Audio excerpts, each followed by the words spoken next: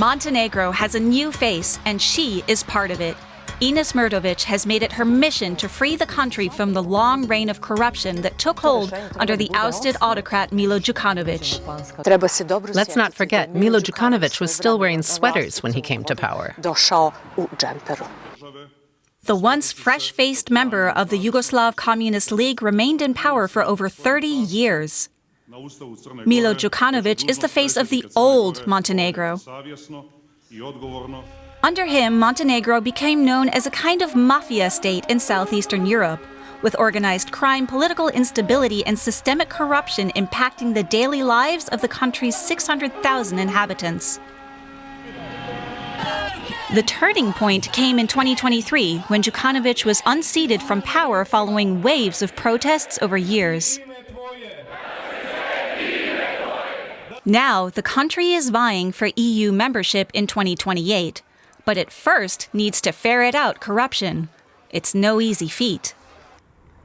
Ines Mrdović takes us to Kolašin.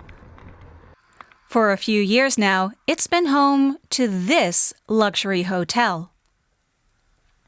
Jukanovich's family and inner circle are all millionaires.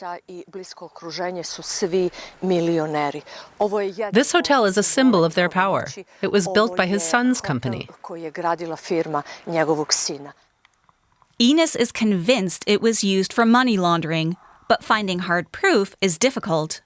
Either way, she says, the Jukanovich's clan's lingering influence is hampering political renewal. Take this highway, for example. It's really more of a blockade to the country's fresh start. Jukanovich commissioned it in 2014. It's oversized and overpriced. The price tag of 1 billion euros is hard for this small Balkan nation to pay.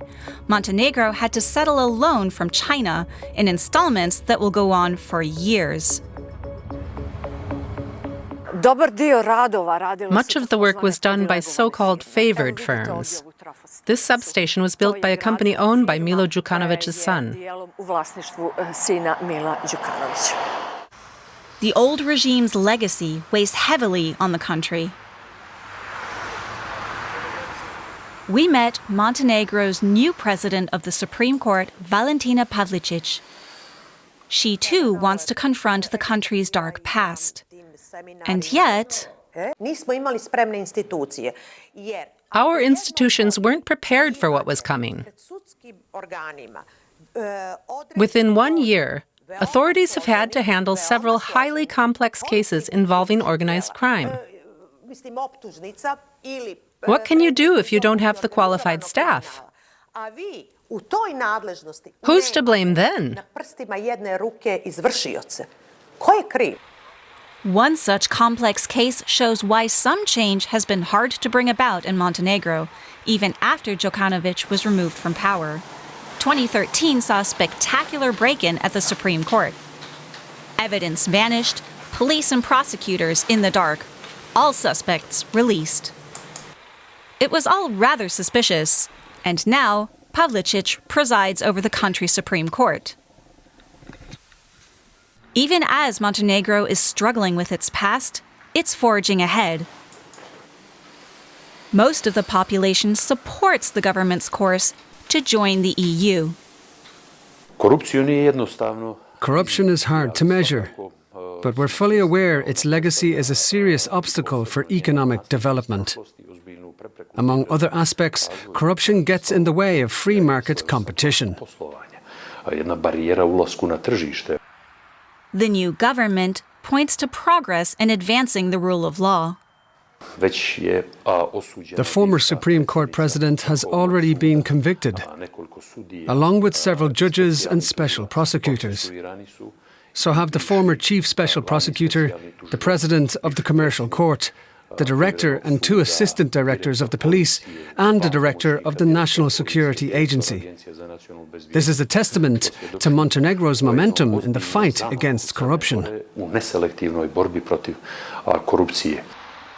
Even if the forces of the old guard remain strong, they're now facing more than just a pro-EU government. Unlike in the past, they're now having to answer to the public. One current example, a road near the coast is being modernized. Contractors offered a set price and then suddenly demanded more money. One official refused to approve the extra costs and took it to Ines Mrdović.